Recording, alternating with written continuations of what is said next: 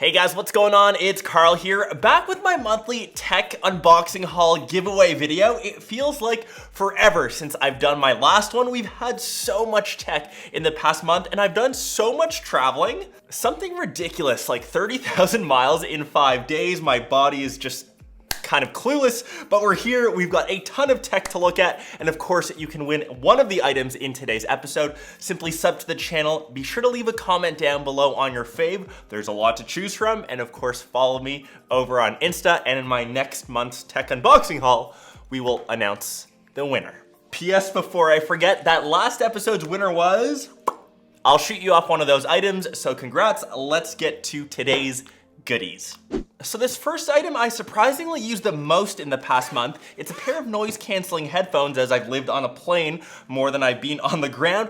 These are the Tautronic Sound Surge 60s, and you guys have been asking for a pair of headphones that aren't my Boses, aren't my Sonys, things that don't cost $350, $400.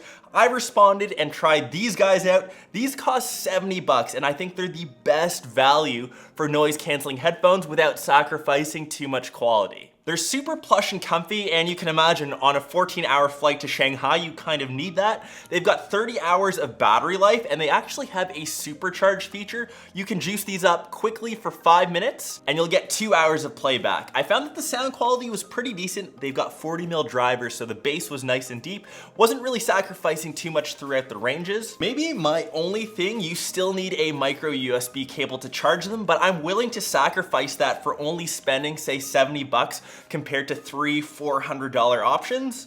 They fold up nice and easy. They also have a hard shell carrying case, which is kind of perfect when you're on the go. You can just stick this in any backpack. They've got hints of orange on the box, so I was kind of sold. Remember, links for everything are listed down below. To the next guy, which was the reason why I was out in China, was for this guy. This is the Vivo Next 3. I've got my full review coming on this guy, but to quickly touch on it, it's a 5G beast, and it has a 99.6% screen to body ratio display. It's that waterfall view display. It literally wraps around the entire device, so much so that it doesn't have any physical buttons. They're all built into the screen. I won't spoil too much. Stay posted to that review. You don't want to miss this. And of course, to the big thing that comes every September, it's kind of iPhone season / Apple season, you could say. Apple released their latest line, iPhone 11, as well as 11 Pro, plus other devices, which we'll get to. So with the 11, you only get the 2 cameras. That's of course the ultra wide and the standard normal wide lens. You don't get the telephoto found in the Pros. And like I mentioned at launch, the 11 Pro Max in, of course, that midnight green would be my daily. I'll leave this wallpaper linked. I know a lot of you are asking. It's actually from the older iPad Pros. It's in green, and I think it matches the green on the back kind of perfectly. I still kind of can't keep my mind up. Should I keep the green? Should I go for the black? Or should I just kind of keep the theme going here and grab the white? If you're like me and are still having a tough choice, you can of course just swap out the skin on the back. Check out this limited edition one from D-Brand. It's in their exclusive, or I guess limited, robot skin colorway. To the next thing that Apple released at their keynote, which I think got the least amount of buzz or least coverage, was the entry-level iPad, which finally got an update. This guy comes in 3 different colorways. I did get mine, of course, in silver, and you have the standard lightning cable. We're not getting the USB-C cable like you see on the iPad Pros. And it now has a 10.2-inch display, so slightly larger. You can still see that it has Touch ID on the bottom, so we don't have a fully bezel-less experience. But the big selling point for this guy, it starts at $329, so a great entry into the iPad lineup, and they really highlighted a lot of the services, like Apple Arcade. You can play a ton of games. Apple TV Plus, because in the end, iPads are just made for media consumption. That is pretty much iPad 7th gen in a nutshell.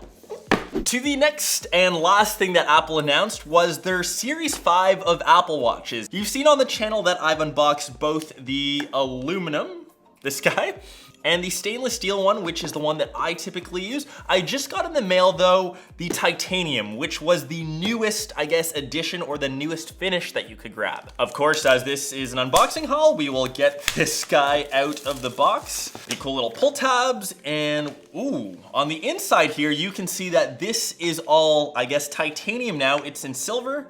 You know that titanium is a metal used to reduce weight, so it's lighter than stainless steel, but still has that nice and gorgeous finish. There's two options, either the standard titanium or you can get that in black. But you know what? I still think I do prefer the stainless with just a classic rubber. If there's a thing that I'm using the Apple Watch for, it's for working out, and you wouldn't want to get your leather band all wet and sweaty. They usually just don't kind of last as long, but you know, it's kind of here for you to check out first.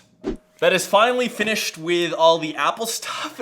Next off, we will finish the smartphone game with the recently released OnePlus 7T.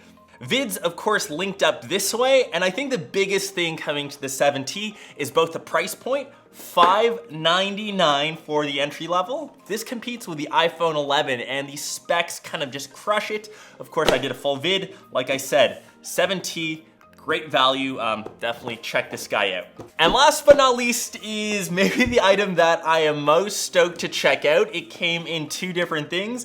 This is of course from Nintendo, you can see that there on the box. This is the Switch Lite, and I'm just most stoked about The Legend of Zelda Link's Awakening. I'm a huge Zelda fanboy. This was my very first game back on my OG Game Boy Color. So it's got a way smaller form factor than the traditional Switch, which I think actually helps it out when you're traveling. You can't disconnect the Joy-Cons. These are all built in. So this is essentially a modern Game Boy. I was actually so excited, I pre-downloaded this exact copy. Now I've got a hard copy. So a copy of this guy, in addition to one of the items in today's episode, is going to be given away. That kind of wraps up the mega unboxing haul. I know that we saw a ton of smartphones in today's episode, but hope you guys enjoyed it. Best of luck to you all. Remember, leave that comment down below. Follow me over on Insta, and I hope you guys enjoyed my monthly tech unboxing haul. Till the next one.